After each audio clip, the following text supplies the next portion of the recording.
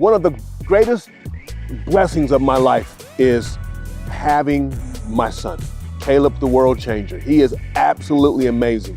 And I was intentional about almost every aspect of his upbringing. I was there as much as possible. You know, at the long baseball games, and there's some long, boring baseball games, but I was there.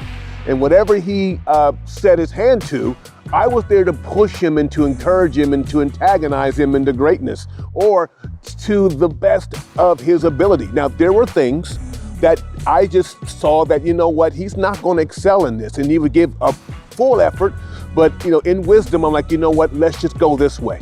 Okay, let's just try this out. Let's just, like, example, basketball.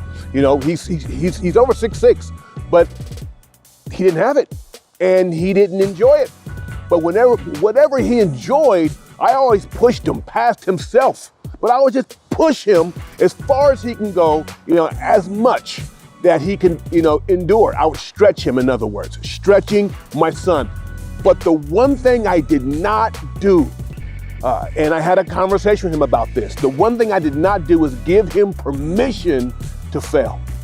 I did not give him permission. Now, you would think as a, you know, type A, high-strung, you know, go-get-em type of an individual or family that, yes, you know, failure is not an option. It is an option. It is mandatory.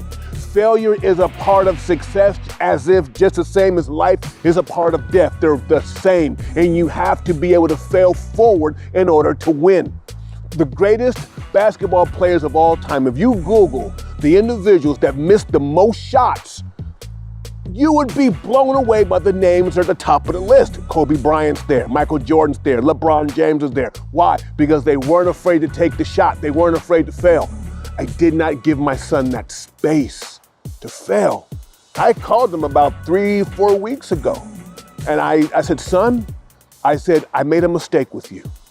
And, you know, he's not knowing what's happening. I said, son, I did not give you permission to fail. I said, son, so now you're walking life very careful. You don't want to, you know, really jump into risky ideas. I said, son, that's not how you win.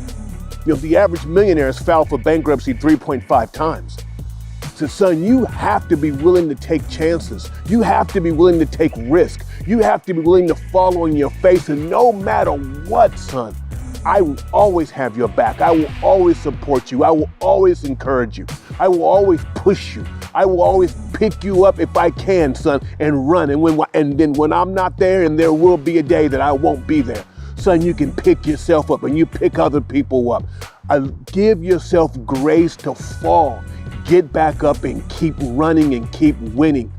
Everybody that gets on the field of life and plays the game, you will drop the ball, you will fail, you will throw in a daggone interception, you will miss a free throw. But if you're good enough and you practice enough and you keep fighting long enough and hard enough, you won't remember the failures, and neither will they.